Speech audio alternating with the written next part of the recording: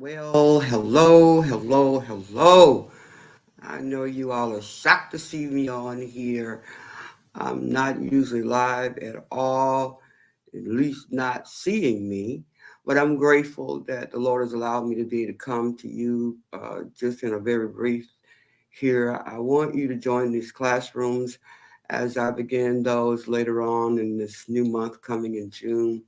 We're facing a really critical time, and I think it's important that we really look at our sin, S-E-N, and that S-E-N stands for social and emotional nurturing.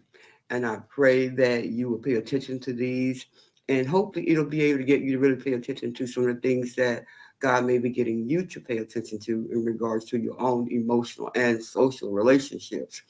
I'm praying that God will allow you also to use these as just little bitty perks along the way so we can make sure that we nurture ourselves. And we know when we talk about nurturing, we talking about making sure we're engaged, not just with others, trying to get them to where they need to be, but to engage in our own emotional health so that we cannot be so disgusted and frustrated and surprised about whatever is coming before us. We're already ready working on what the enemy is trying to seduce us about. So I want to talk about these particulars when I start out. I wanted to kind of take a journey together on what the social part of this is doing to so many of us, and that is what is it doing to your emotional health. So many have really found themselves opening gateways in relationships that have caused them to be angry, caused them to be feeling insecure or feeling rejected or whatever that is.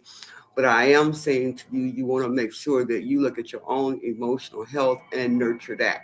And that means to begin now taking care of what the thing that you know that is silent, that is so easy to rise up and grow. And like I always say, we got to kill it before it gets grown. Now, we're going to start out with frustration. You know, that's one of my pet peeves.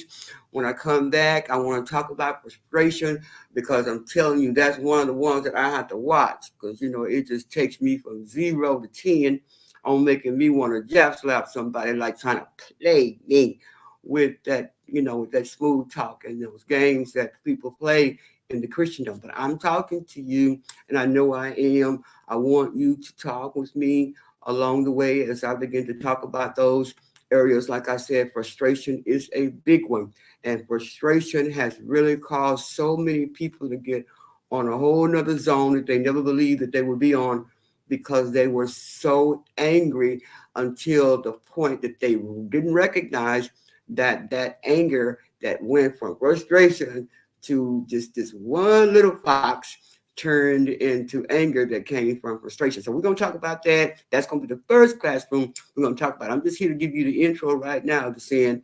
And I'm not talking about S.I.N, but we know that it is.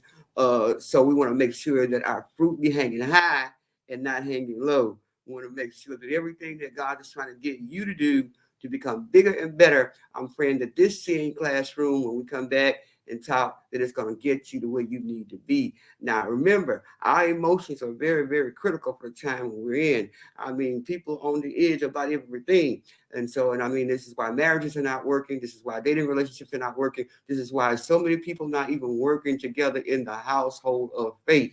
And so I pray that you will join me in my seeing classrooms to be able to get you to see what is going on with you because our emotions trigger everything we do, whether you want to admit it or not. Our emotions encompass everything we do. I mean, when you open that first text, you can see that immediately you are getting frustrated when you click on that first Facebook uh, post. You're saying, wow, there them. Our emotions go just, I mean, from 0 to 10 before we know it. But we're going to talk about the first ones first, and that is to try to see where are you in feeling accepted? Where are you in feeling that you do know your identity? Where are you in feeling that you do feel secure? And where are you that you really, really know your purpose?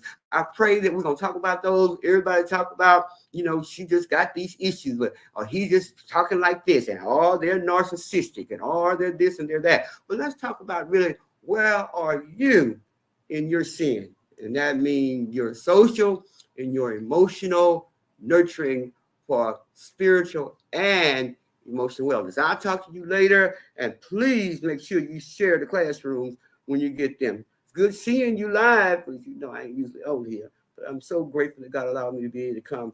I love you in the Lord, and please remain safe. God bless you.